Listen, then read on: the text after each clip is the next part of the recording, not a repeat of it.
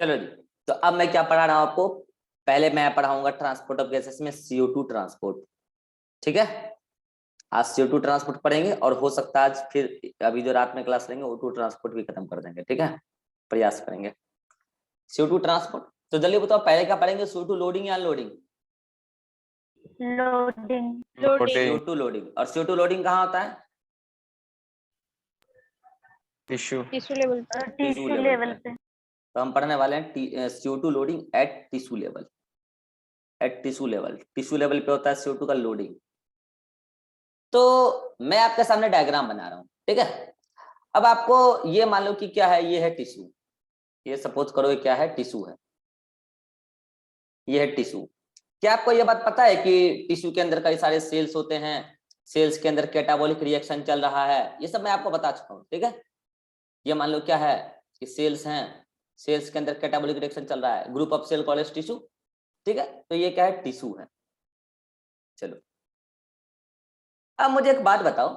ठीक है, वो सब तो आपको पता ही है कि अगर मैं सेल के अंदर की बात करूं तो वहां पे PO2 कितना होता है बताओ कोई, और वहां PCO2 कितना होता है? PO2 20 होता है और PCO2 बोलो 52 52 होता है। सेल के अंदर, इनसाइड द सेल, ये सेल है। ठीक है, और अगर मैं टिश्यू फ्लूइड की बात करूं, बाहर ये जो फ्लूइड है this is called as tissue fluid. अगर मैं टिश्यू फ्लूइड की बात करूं तो वहां PO2 कितना होता है? 40। और PCO2 कितना होता है? 45। और यही तो कारण है कि CO2 यहां से यहां मूव कर रहा है। देखो CO2 यहां से यहां आ रहा है, ये CO2 देखो, और O2 यहां से यहां आ रहा है, अंदर जा रहा है, मतलब एक तरीके से इधर भी टिश्यू फ्लूइड ही है ना, तो O2 अंदर जा रहा है और CO2 बाहर निकल रहा है सेल से। ठीक है, चलो ये तो आपको पता। अब क्या है कि मुझे जल्दी से बता दो कि टिश्यू के बाद ब्लड कैपिलरी आएगा। बिल्कुल सही बात है, तो मैं ब्लड कैपिलरी दिखा रहा हूं। ये देखो इस कलर से मैं दिखा रहा हूं, दिस इज ब्लड कैपिलरी। ये है आपका ब्लड कैपिलरी। देखो अब आपको ये बात पता है कि जो ब्लड आता है टिश्यू के पास वो कैसा ब्लड होता है, ऑक्सीजनेटेड या डीऑक्सीजनेटेड? ऑक्सीजनेटेड। ऑक्सीजनेटेड। और जो जाता है वो कैसा होता है? डीऑक्सीजनेटेड। तो लो मैं उधर से ब्लड आता हुआ दिखा रहा हूं, तो जो ब्लड आएगा वो होगा ऑक्सीजनेटेड। और जब टिश्यू के पास गैसेस एक्सचेंज हो जाएगा तो ब्लड हो जाएगा डीऑक्सीजनेटेड। और फिर वो ब्लड फिर कहाँ कैसे जाएगा वो सब बात हो चुकी है, मैं वो सब अब यहाँ पे दोबारा से बताने वाला हूँ। ठीक है, तो लो जी इधर से कैसा ब्लड आया, ऑक्सीजनेटेड ब्लड मैंने एंट्री करवा दी। ये लो एरो से दिखा देता हूं मैं, ये लो जी ऑक्सीजनेटेड ब्लड एंट्री करवा दी मैंने। ठीक है, ऑक्सीजनेटेड ब्लड एंट्री करवा दी। ब्लड रिमूव कैसा होगा जल्दी बताओ? डीऑक्सीजनेटेड। ब्लड निकलेगा यहां से कैसा? डीऑक्सीजनेटेड। तो ये लो डीऑक्सीजनेटेड ब्लड है। ठीक है, तो मैं लिख देता हूं एंटर किया कैसा ब्लड वेसल्स में, ऑक्सीजनेटेड ब्लड, और निकलेगा कैसा, डीऑक्सीजनेटेड ब्लड। फिर कहां कैसे पहुंचेगा लंग्स के पास, ये सब बात हो चुकी है यार। ठीक है, चलो मुझे जल्दी से बता दो ऑक्सीजनेटेड ब्लड में PO2 और PCO2 फटाफट। PO2 95 और PCO2 40। बहुत अच्छा, ये ब्लड की बात चल रही है। ठीक है, और डीऑक्सीजनेटेड ब्लड में PO2 40 और PCO2 45। तो हमें ये देखना है कि ये ग्रेडियंट चेंज, मतलब ये वैल्यू कैसे चेंज हो जाता है, क्योंकि इस दौरान क्या होना है, गैसेस एक्सचेंज। चलो जी मुझे जल्दी से बता दो, ये जो ब्लड जब यहाँ पहुंचा कैसा, ऑक्सीजनेटेड ब्लड, तो मुझे जल्दी से बता दो ये जो 95 है और ये जो 40 है, इस अकॉर्डिंग O2 कहां से कहां मूव करना चाहिए फटाफट? Alveoli to tissue. Alveoli, alveoli कहां से आ गया भौंट? ये क्या है, ये ब्लड है, ब्लड से टिश्यू फ्लूइड O2 मूव करेगा। अच्छा, यहाँ PCO2 का वैल्यू क्या है 45 और ऑक्सीजन ब्लड में 40। तो मुझे जल्दी से बता दो कि CO2 कहां से कहां मूव करेगा, टिश्यू फ्लूइड से टिश्यू टू। अब मैं आपको बता रहा हूं कि ब्लड में जो कई सारे सेल्स होते हैं, ब्लड सेल्स, RBC WBC है, बहुत सारे होते हैं।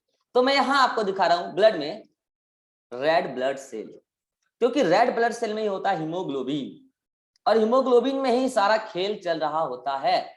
तो मैं अभी आपको यहाँ पे रेड ब्लड सेल के अंदर चलने वाला बायोकेमिकल रिएक्शन बताने वाला हूं, क्योंकि उस बायोकेमिकल रिएक्शन में सारे राज छुपे हुए हैं।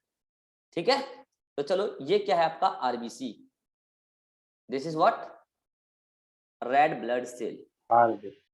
अच्छा, रेड ब्लड सेल के बाहर जो है this one, this is what, जल्दी बताओ, plasma, blood plasma, this is what, this is plasma.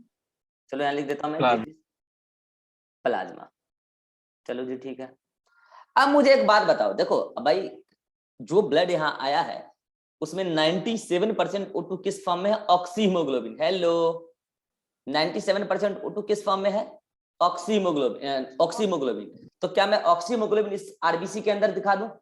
तो ये देखो मैं ऑक्सीहीमोग्लोबिन को लिख रहा हूं, पता है ऑक्सीहीमोग्लोबिन का केमिकल फार्मूला क्या होता है, KHbO2। अब ये मैंने KHbO2 क्यों लिखा है, ये बात आपको ऑक्सीजन ट्रांसपोर्ट में समझ में आएगा। अभी आप समझ लो कि दिस KHbO2 ही क्या है, ऑक्सीहीमोग्लोबिन है। 97% O2 इस फॉर्म में पहुंचा है टिश्यू के पास।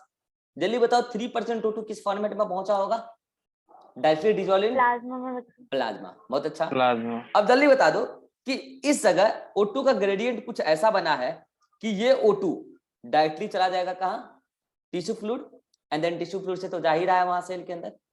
और क्या इसमें से इस O2 को भी रिलीज करा के किसी तरीके से इस O2 को रिलीज करा देना है इससे, तो ये O2 भी रिलीज होके, कल को ये O2 भी रिलीज होके क्या टिश्यू फ्लूइड में जाना चाहिए, यस और no? No, question is that कि ये O2 यहां से रिलीज कैसे होगा, कौन करवाएगा इसको रिलीज, ये ऑक्सीहीमोग्लोबिन को कौन ब्रेक करवाएगा, इसका डिसोसिएटिंग एजेंट कौन है, तो अब उसको हम समझते हैं। ठीक है, लेकिन एक बार बताओ यहां आते ही क्या CO2 का भी ग्रेडियंट दिखा, यस और नो? बिल्कुल। अब CO2 कहां से कहां मूव करेगा, सपोज दैट कि ये 100% CO2 है, कहां पे, टिश्यू पे। क्या मैंने आपको ये बताया है कि इस 100% में 5 to 7% CO2 तो डायरेक्टली कहां चला जाएगा, जल्दी बोलो? प्लाज्मा। प्लाज्मा में, तो डायरेक्टली जाकर प्लाज्मा में डिसॉल्व हो गया। अब सुनना ध्यान से, 70% CO2 अप्रॉक्स इस प्लाज्मा में आएगा एंड देन इस आरबीसी के अंदर आ जाएगा। सेल मेम्ब्रेन, आरबीसी की मेम्ब्रेन जो डोनाइंस मेम्ब्रेन, CO2 तो गैसेस है, न्यूट्रल गैसेस, उसके लिए परमिएबल है। CO2 हो गया कितना, 70% CO2, कितना, 70% CO2 आरबीसी के अंदर गया है। अब लोग सर आरबीसी के अंदर, आप तो कहते थे 70% बाइकार्बोनेट आयन जो कि प्लाज्मा में बनता है, आएगा अभी प्लाज्मा में फिर से आएगा, रुक जाओ, अभी आरबीसी के अंदर गया है। अब मुझे बता दो कितना परसेंट बच गया, 25%। अभी मैं 25% CO2 का हिसाब किताब लगा दूंगा, होल्ड करो। 25% CO2 का मैंने एरो डाइजेस्ट करके छोड़ा है, उसका भी हिसाब किताब लगाऊंगा। चलो अब आ जाओ, ये तो CO2 आया है आरबीसी के अंदर, क्या आपको ये बात पता है कि आरबीसी के अंदर पानी होगा? बिल्कुल होगा, सेल है तो उसका साइटोप्लाज्म होगा। ये आरबीसी के अंदर ये CO2 रिएक्ट करता है पानी के साथ in presence of a enzyme, that enzyme is called as carbonic anhydrase. This enzyme is called as carbonic anhydrase. इसका क्या रोल है, कार्बोनिक एनहाइड्रेस इस पूरी लिविंग वर्ल्ड का सबसे फास्टेस्ट एंजाइम है। किसी को कुछ याद आ रहा है, एंजाइम याद आ रहा है, एंजाइम चैप्टर एंजाइम कुछ याद आ रहा है, बताया था। कार्बोनिक एनहाइड्रेस लिविंग वर्ल्ड का फास्टेस्ट एंजाइम, और ये रिएक्शन को कई हजार गुना बढ़ा देता है। क्या ये किसी बच्चे को याद है कि कार्बोनिक एनहाइड्रेस का मेटल आयन कौन है? हाँ भाई कोई बच्चा, कार्बोनिक एनहाइड्रेस का मेटल आयन कौन? Fe2+, गलत, Mg2+, गलत, जिंक, जिंक। ठीक है चलो वो सब तो ठीक है, वो सब एंजाइम का पार्ट आपको पता ना। मुझे जल्दी से बताओ, जब CO2 रिएक्ट करेगा वाटर के साथ तो कंपाउंड क्या बनेगा, फटाफट?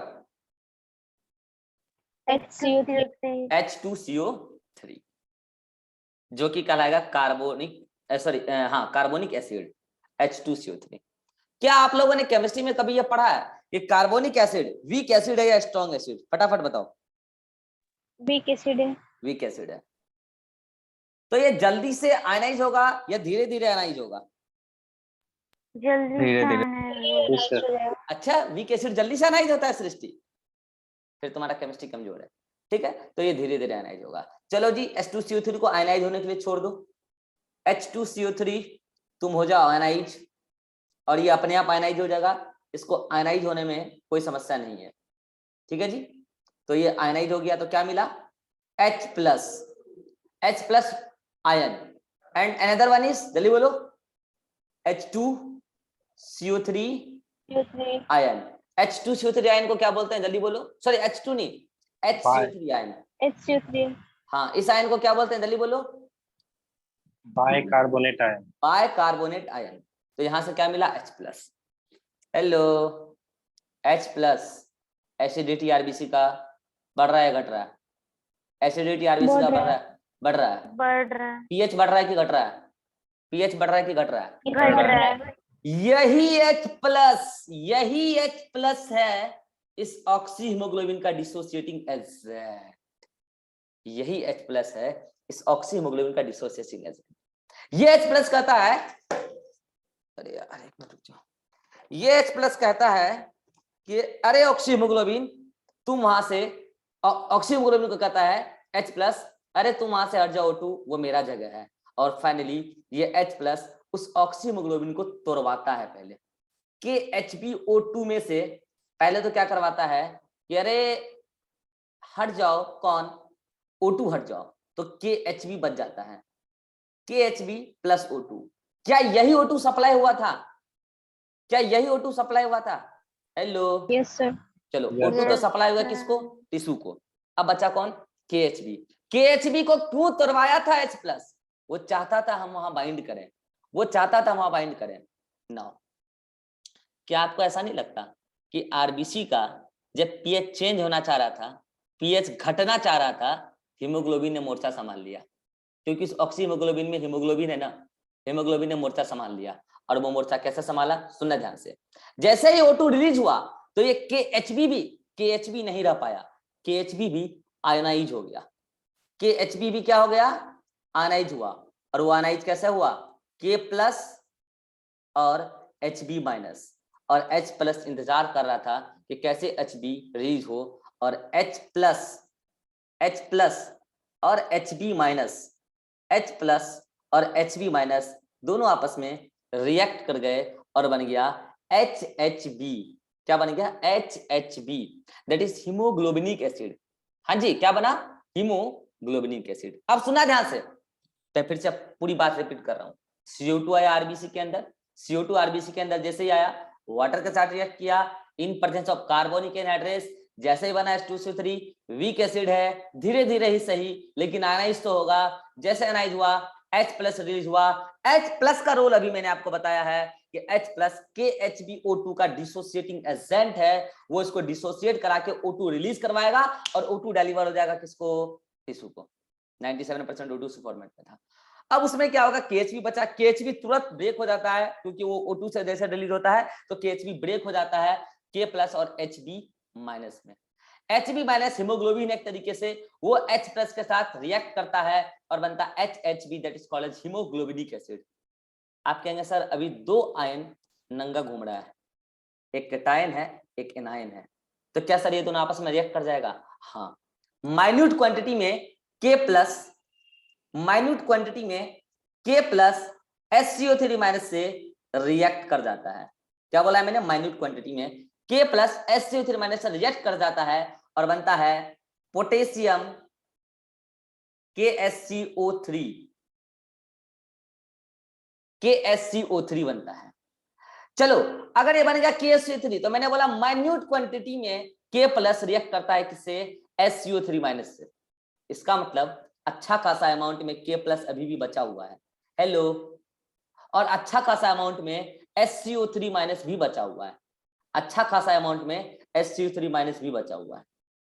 Now what about K plus and SCO3 minus? सुना ध्यान से। आरबीसी की मेम्ब्रेन K प्लस के लिए तो उतनी परमिएबल नहीं है, लेकिन आरबीसी की मेम्ब्रेन SCO3 माइनस के लिए हाईली हाईली हाईली परमिएबल है। ये SCO3 माइनस तुरंत यहां से डिफ्यूज होकर प्लाज्मा में आ जाता है। SCO3 माइनस डिफ्यूज होके प्लाज्मा में आया है। बाइकार्बोनेट आयन प्लाज्मा में आया है। कुछ बाइकार्बोनेट आयन तो पोटेशियम बाइकार्बोनेट बना लिया इधर KCO3, और majority of the bicarbonate ion plasma में आ गया। नाउ जो प्लाज्मा में आया वो क्या मचाएगा, वो क्या करेगा इधर, एक बार बताओ। अगर HCO3 माइनस आरबीसी से निकल के प्लाज्मा में आया है तो क्या प्लाज्मा का एनआईडी कंटेंट बढ़ गया और क्या आरबीसी का एनआईडी कंटेंट घट गया? यस और नो? Yes sir. तो क्या ये सही बात है? तो क्या ये सही चीज है? नहीं। तो इससे बचने के लिए फिर क्या होगा, इससे बचने के लिए क्या प्लाज्मा इज अ फ्लूइड, क्या इसमें NaCl पाया जाता है? यस और नो? Yes sir. बिल्कुल।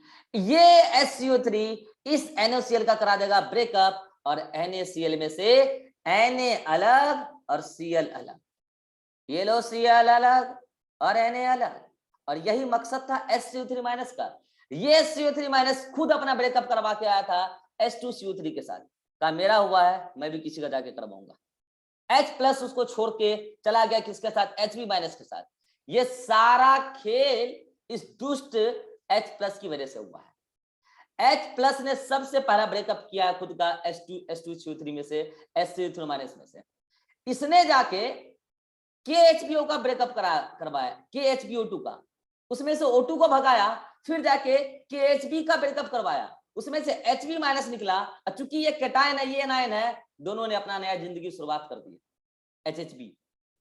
इस दुष्ट के ब्रेकअप के वजह से ये HCO3 माइनस कुछ अमाउंट में तो यहां बना लिया KHCO3, ये HCO3 माइनस प्लाज्मा में आ गई। अब ये प्लाज्मा में आके दूसरे का ब्रेकअप कराने के लिए उतावला है NaCl का, और NaCl का करवा दिया।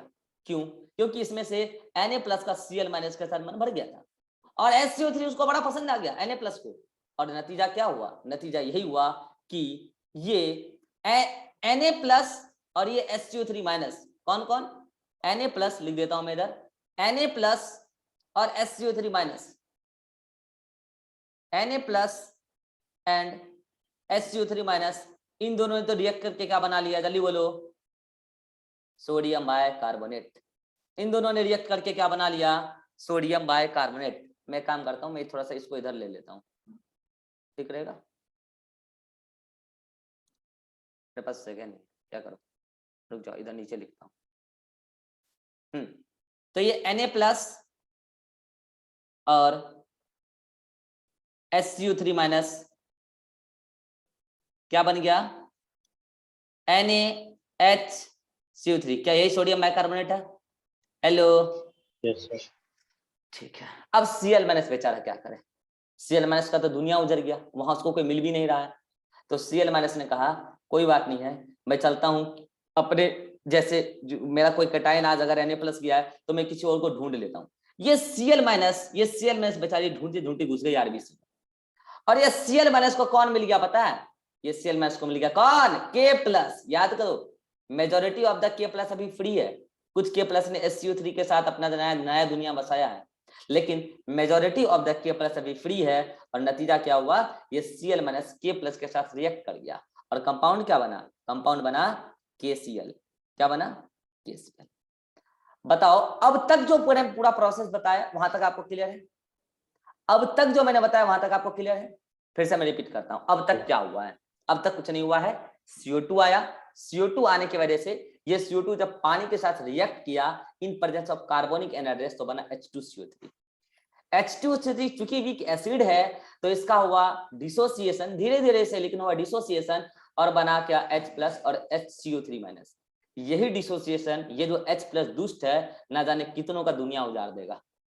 अब ये H प्लस क्या करेगा, सबसे पहले जाके इसके HHBO2 को, यानी कि इस कार्बोक्सी हीमोग्लोबिन को, क्या हुआ, इस कार्बोक्सी हीमोग्लोबिन को, इस कार्बोक्सी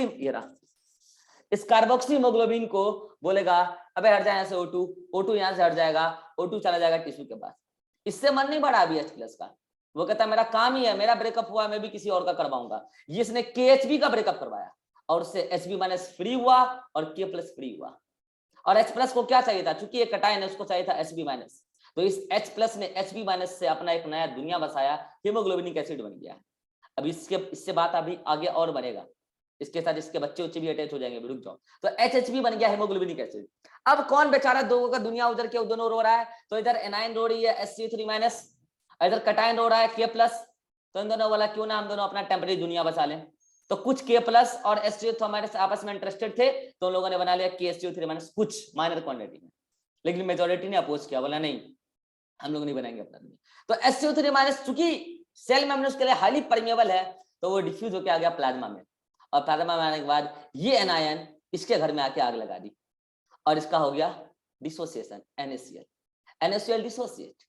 अब जब NaCl डिसोसिएट हो गया तो इस SCO3- को क्या चाहिए था, चूंकि एनायन इसको चाहिए था कटायन, तो इस SCO3- ने Na+ के साथ एसोसिएशन किया और बना लिया सोडियम बाइकार्बोनेट, जो बना है प्लाज्मा में, जो बना है प्लाज्मा में। अब ये एनायन क्या हो गई, ये बेचारी अकेली हो गई, ये कैटायन के ढूंढने के चक्कर में आ गई आरबीसी के अंदर, और उसको मिल गया कौन, K+, जो तब से सिंगल पड़ा था, और ये Cl- और KCl ने अपना एक नया दुनिया बना लिया, KCl। अब सुना यहाँ से कुछ फिनोमिना है, ये जो SCO3- इधर गया है, तो जब SCO3- इधर से इधर गया तो एनायनिक डिस्टर्बेंस हुआ, आरबीसी में भी हुआ, वहां घट गया एनायन, और प्लाज्मा में भी हुआ, वहां बढ़ गया एनायन। तो उस चीज को कंपेंसेट करने के लिए क्लोराइड आया अंदर, उस चीज को कंपेंसेट करने के लिए क्लोराइड आया अंदर, and this is called as chloride shift, this is called as chloride shift. जल्दी से बता दो at tissue level chloride shift कहां से कहां हो रहा है, प्लाज्मा टू आरबीसी और आरबीसी टू प्लाज्मा, जल्दी बोलो। Plasma to plasma RBC. To RBC। और इस चीज को स्टडी करने वाले साइंटिस्ट थे Hamburger, so that this phenomena is called as Hamburger's phenomena, HP, Hamburger's phenomena. Hamburger साहब ने इसको स्टडी किया था, हमबर्गर्स फिनोमेना। ठीक है जी, समझ आ गया। नाउ अब क्या होगा, क्या आपको ये 70% CO2 सोडियम बाइकार्बोनेट बनाता हुआ दिख गया, बन गया ना।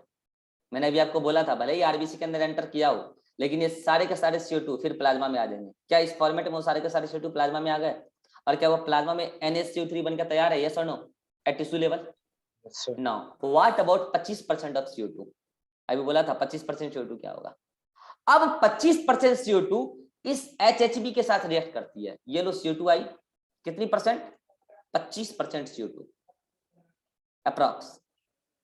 तो ये CO2 इस HHB के साथ रिएक्ट करती है, हीमोग्लोबिनिक एसिड के साथ क्या करती है, रिएक्ट करती है, और रिएक्ट करके पता क्या बनाती है। एक बात बताओ, क्या अभी मैंने आपको हीमोग्लोबिन के एंड टर्मिनल पर NH2 दिखाया था, अरे बोलो दिखाया था। Yes sir. तो क्या मैं अगर इस HHB को क्या मैं इस HHB को अगर ऐसा लिख दूं NH2HHB, तो कोई इतराज नहीं, कोई इतराज नहीं, No. उसमें होता ही NH2।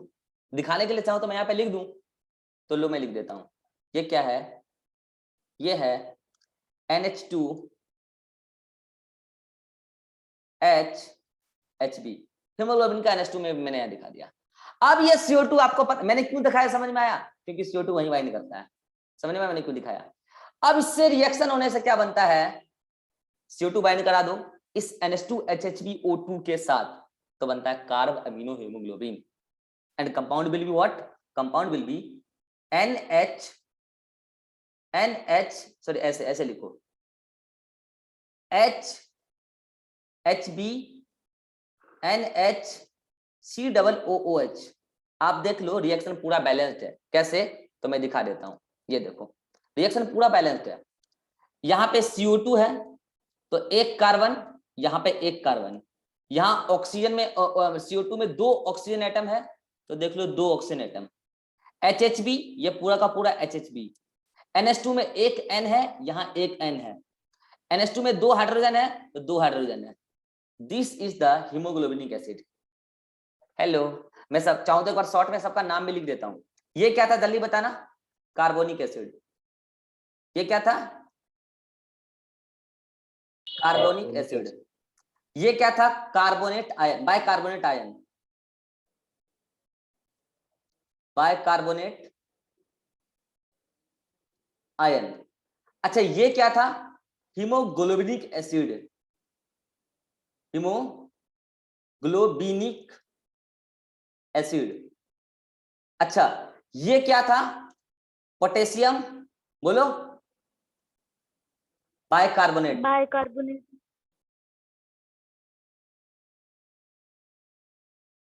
अच्छा ये क्या था, कार्ब अमीनो हीमोग्लोबिन, यही बना ना यहाँ पे, कार्ब अमीनो हीमोग्लोबिन। अच्छा ये क्या बना यहाँ पे, जल्दी बोलो, ये वाला सोडियम सोडियम बाइकार्बोनेट। बाइकार्बोनेट। जल्दी से बताओ, क्या पूरा का पूरा ब्लड डीऑक्सीनेटेड हो गया? क्या पूरा का पूरा CO2 लोडिंग हो गया? हेलो, पूरा का पूरा CO2 लोडिंग हो गया। अब कराना है अनलोडिंग, और इसका जस्ट रिवर्स रिएक्शन चलेगा कहाँ? अनलोडिंग में। लेकिन उससे पहले मैं आपको एक भयंकर फिनोमेना पढ़ाने वाला हूं, यहाँ पे एक भयंकर इफेक्ट पढ़ाने वाला हूं, and that effect is Bohr's effect. That effect is Bohr's effect. ये बोर वो वाले बोर नहीं है जो आप पढ़ते हो, बोर नील केमिस्ट्री में पढ़ते हो। आपको एक इंटरेस्टिंग फैक्ट बताऊं? Yes sir. आपको एक इंटरेस्टिंग फैक्ट बताऊं, टिश्यू लेवल पे चलता है बोर इफेक्ट, और अभी पढ़ाऊंगा एल्वेलाई लेवल पे हेल्डेंग इफेक्ट। ये बोर बायोलॉजी वाले और केमिस्ट्री वाले बोर जो है, बोर नील, ये दोनों भी फादर और सन है साइंटिस्ट। और जो अभी आएंगे हेल्डेन, वो बायोलॉजी वाले हेल्डेन जो रेस्पिरेटरी सिस्टम में है, और एक हेल्डेन आता है इवोल्यूशन में, ओपारिन एंड हेल्डेन। वो है इवोल्यूशन वाले हेल्डेन बायोलॉजी वाले, और रेस्पिरेटरी सिस्टम वाले हेल्डेन, ये दोनों भी फादर और सन है, खानदान साइंटिस्ट। समझ में आया? इंटरेस्टिंग है, ठीक है। आज के जमाने में कोई साइंटिस्ट बनना नहीं चाहता है, इज्जत नहीं है इसमें। इज्जत तो है, मनी उतना नहीं है जितना फॉरेन कंट्री में बहुत है, इंडिया में खास करके नहीं। चलो ठीक है, ये सब तो अलग बात है। बोर्स इफेक्ट, तो बोर्स इफेक्ट क्या है? बोर्स इफेक्ट, इसको ध्यान से समझना है, टिश्यू लेवल पे ही लगता है। फिर कह रहा हूं, टिश्यू लेवल पे ही लगता है बोर्स इफेक्ट। एल्वेलाई लेवल पे हेल्डेन इफेक्ट लगेगा, अभी बताऊं। बोर ये कहते थे, एक बात बताओ मुझे, बोर सिंपल बात है कि बोर का कहना था, बोर इफेक्ट कहते थे कि I will explain the effect of CO2 concentration in tissue, effect of CO2 concentration in tissue on, किस पर effect? on dissociation of O2, dissociation of O2 from oxyhemoglobin,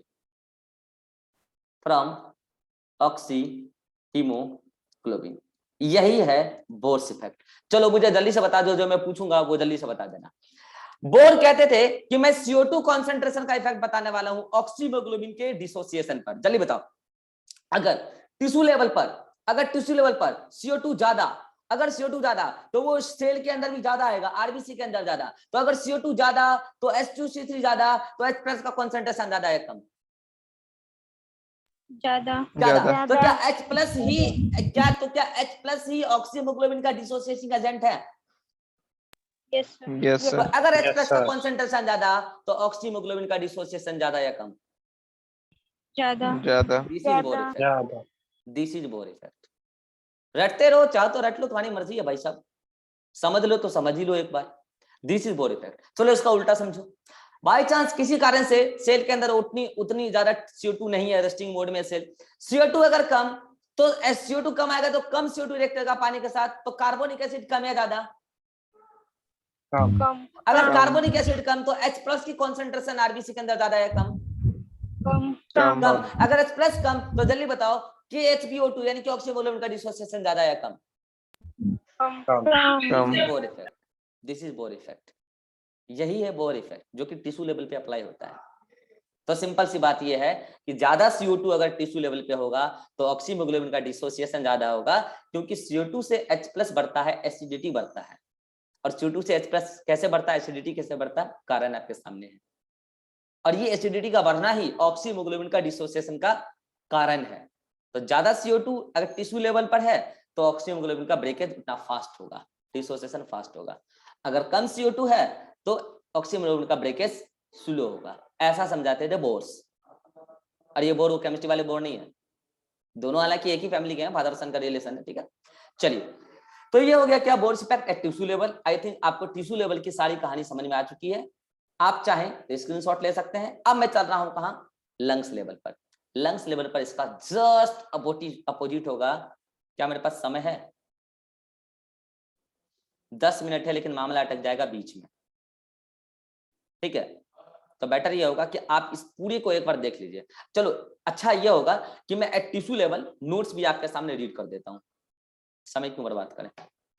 अगर उसमें कुछ इधर उधर कमी हो तो मैं उसको भी सही कर दूं। तो ये देखो, ये टिश्यू लेवल इधर है, आ गया, ये देखो टिश्यू लेवल। अब देखो इस रिएक्शन में कुछ कमी है, क्या कमी है वो आप उधर से देख के मिला लेना।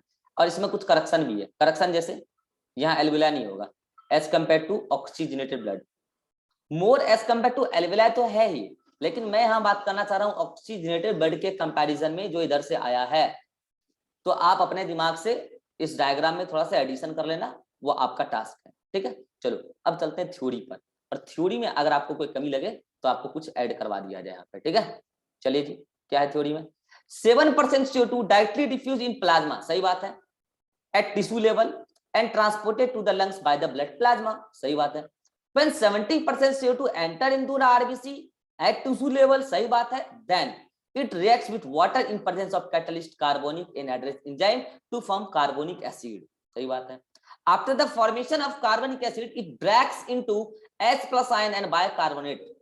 तो आप चाहें तो इस कार्बोनिक एसिड के ब्रैकेट में लिख लें दिस इज वीक एसिड, और यहां आप लिख लें it slowly breaks, it slowly breaks into H plus concentration and bicarbonate ion. This bicarbonate ion moves from RBC to plasma. Anionic balance is disturbed as Donan's membrane is highly permeable. Bolo what? Highly permeable for SU3 minus ion, ठीक है। Next, after the entry of कार्बनिक ion SO3 ion in plasma, NaCl dissociate into Na plus and Cl minus. This Na plus binds, जो कि binds करेगा, associate करेगा with SU3 ion to form sodium bicarbonate in the plasma, ठीक है। 70% CO2 is transported by the plasma in the form of sodium bicarbonate। Screenshot लो जल्दी से, add कर लेना नोट्स में।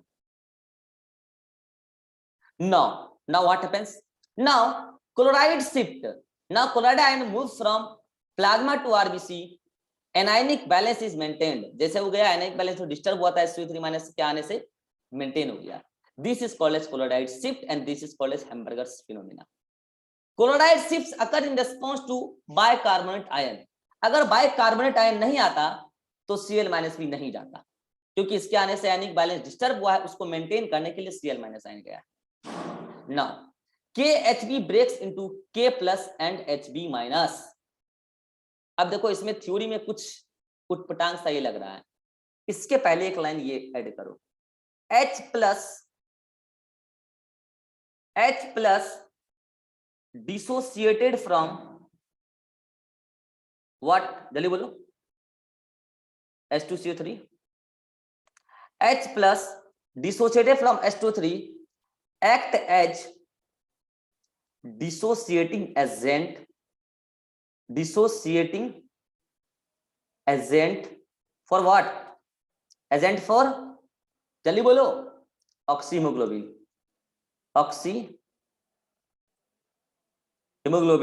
that is KHbO2, उसमें क्या होता है पहले से KHbO2, so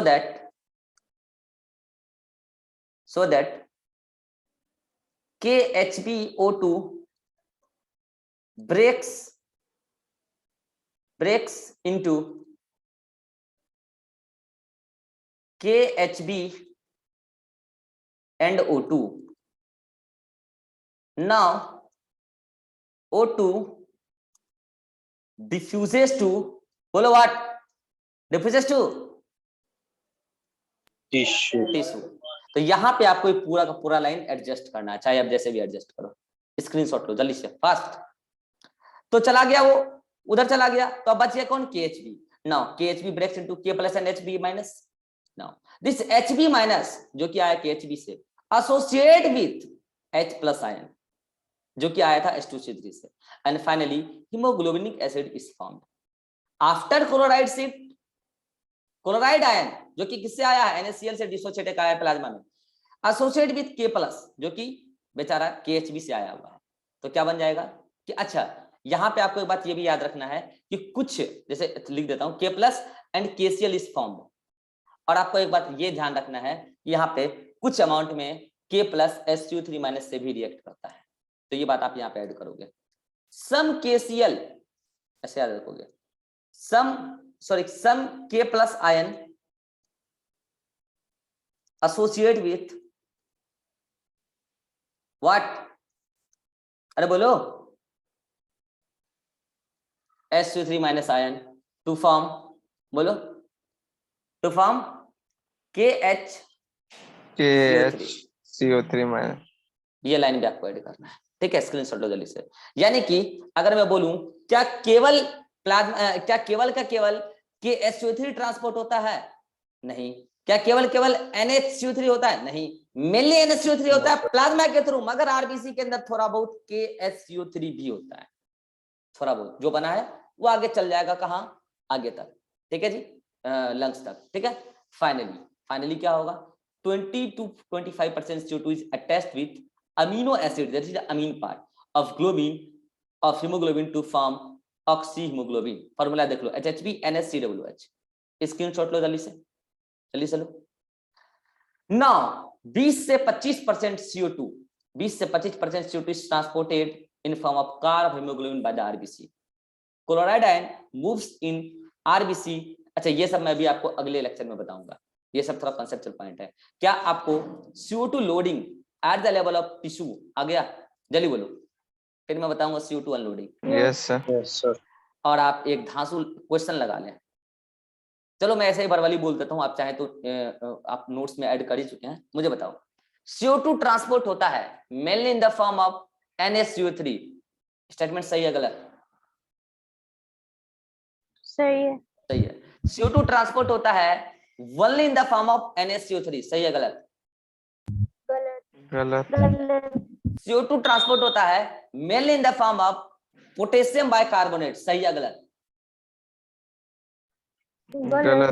गलत। गलत। CO2 ट्रांसपोर्ट होता है only in the form of potassium bicarbonate, सही है गलत? गलत। गलत। CO2 ट्रांसपोर्ट होता है, CO2 ट्रांसपोर्ट होता है both in the form of potassium bicarbonate and sodium bicarbonate, सही है गलत? सही। ट्रू। सही है। CO2 ट्रांसपोर्ट होता है mainly in the form of sodium bicarbonate by the RBC and potassium bicarbonate by the plasma, सही है गलत? ट्रू। गलत। सही। गलत। स्टेटमेंट सुना करो क्या बोला मैंने। CO2 ट्रांसपोर्ट होता है mainly in the form of sodium bicarbonate by the RBC and potassium bicarbonate by the plasma, गलत। तो फिर सही क्या है? तो फिर सही क्या है? सही ये है कि CO2 ट्रांसपोर्ट होता है mainly in the form of sodium bicarbonate. भाई साहब देखिए, माइक ऑन कीजिए, जवाब दीजिए, फिर तुरंत बंद कीजिए, डिस्टरबेंस होता है। तो स्टेटमेंट सही है कि CO2 ट्रांसपोर्ट होता है mainly in the form of NaCO3 sodium bicarbonate by the plasma and also in the form of potassium bicarbonate by the RBC। ये स्टेटमेंट आपके नोट्स में लिखा होना चाहिए, लिख लेना है लाइन, ठीक है। चलिए मिलते हैं अगली मीटिंग में, आइए।